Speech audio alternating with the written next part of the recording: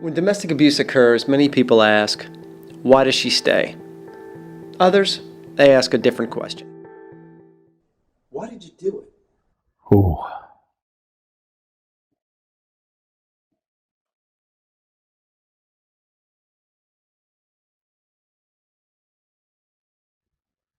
Wow. I've never thought of that question or the answer.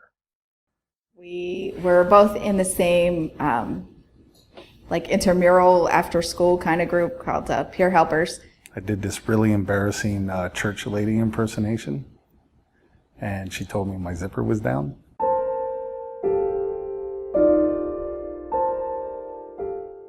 I was jealous. I didn't like her hanging out with certain people or talking to guys.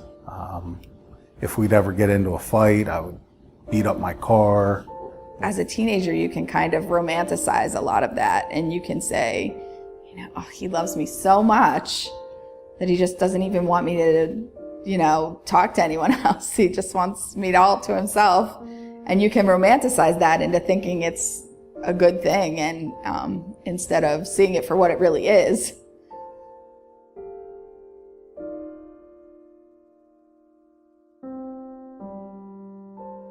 I would call her names. He called me a bitch every day. Several times a day. For years. And I punched the wall right beside her head. The implied message when he hits a wall is, this could be you.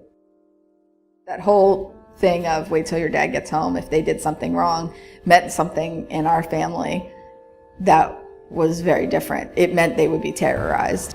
She had a job, a third shift job, and I wouldn't come home and take care of the kids. I'd make her do it after working all night and not getting any sleep. No one knew. No one had a clue that I was like this at home. I was the nice guy next door kind of thing.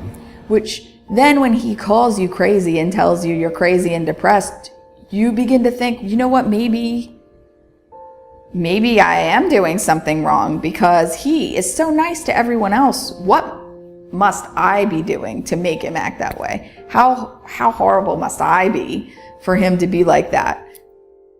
Several times through the years I tried to get a job and hide some money so that I could get out. Except he always managed to know how much money I should be bringing home and managed to find ways to spend it before I ever got a chance to hide any of it. And that feeling of not having anywhere to go except to be a burden on others is really, it weighs you down a lot, makes it really difficult to leave. We were at a point in our relationship where I was just done. And we had been arguing, and I could just tell by the way she came in the bedroom that something wasn't right. And I asked her if she wanted a divorce. Yeah. He says, you want a divorce? I said, yeah, I do. For the next half hour, I started to interrogate her and scream at her. He accused me of cheating on him. Who is he? What's his name? And accused her of having sex with a woman. Maybe it wasn't, maybe she wasn't into me anymore. It was a woman. There doesn't have to be someone else for me not to want to be with you. And as she got up to leave, I, in one step, went from here to about that chair and put my fist through the bedroom door. And picked me up off the floor and threw me onto the bed. Not just pushed her, I literally airborne threw her on the bed. And he's yelling at me and I'm crying and I'm trying to get away and I can't. And he gets on top of me and says, maybe I'm not fucking you right. Maybe I'll do it right now. And acted like I was going to rape her. And he didn't. Somehow I got out from under him. I don't even know how I did. And I ran downstairs. I just got away from him as much as I could. So after a few days and we actually were together, I said, listen, I really think you're depressed. I really think you're bipolar or something. You need to go and get some help. And I didn't really believe him, but I thought, fine. He's probably right. I'm dealing with all of this stuff. I think I probably am depressed. She sat down with a woman who probably talked to her for less than 5 minutes and realized I was the one that was being abusive. this is not your problem. This is him, and I know this place, and he should go there. April comes home and she says to me, You know what? It's not me. It's you. If you want to save this marriage, you go. here's the number for Advance. This woman says you need to go there. He was trying really hard to discredit her so that he wouldn't have to call. I was like, right, this woman probably hates men. You know what? She said you'd say that.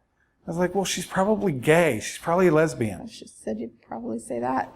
It took quite some time for me to believe that he was really changing, that it was for real, because so many times I heard, I won't do it again, I'll be different, and it was hard to believe that he actually was. And so I tested him too.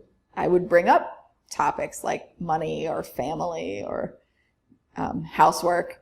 I would say the most difficult thing for me going through Advance was early on, it was to drop her stuff. So it doesn't really matter what April does or doesn't do. I'm still in control of my own actions and my own reactions to whatever happens, whatever situation comes up. And listen to what April had to say. Listen to how my actions affected her. And some of that was really difficult. Some of it came at me with some anger in it. And I had to listen and take that as that's really how it is for her, not just, oh, you're trying to make this worse than what it is. Believe her. So he kept going to Advance, and I was seeing him changing.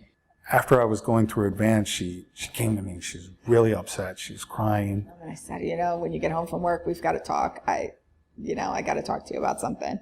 And she's like, I have this $300 cell phone bill. Is that it? It's just a cell phone bill? Like, I thought you were telling me you were done. You were leaving me. Like, it's just a cell phone bill? You figure this out. Don't worry. And I was so shocked because this would have been really ugly before. I do really remember the feeling of connecting with how upset she was over it. I must have been horrible to live with if you're going to be crying like that because of a cell phone bill. I thought you literally crawled around the hallways of the dorm rooms asking for donations. It was... Anyway, that's not what you do. I heard honk. I heard hog. Hog. If I had a time machine and I could go back in time, the only thing I would want to do is change the way I treated people. Because I would have such a better life, so much better memories. My kids would have better memories. My wife would have better memories. You're under the table.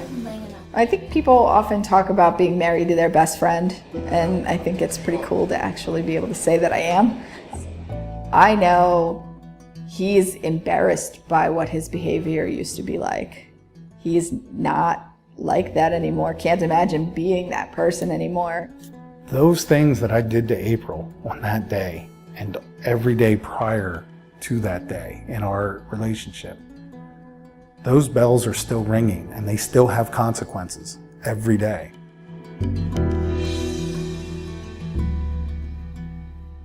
Why did I do it? No one said that's not how you behave. That's not okay. No one I respected. April would say, don't do that again. And I'd do my few weeks or a couple of days of trying to straighten out. But because I didn't have somebody saying, hey, no, that's not how you should be in a relationship. That's not how you should treat somebody else that you say you care about.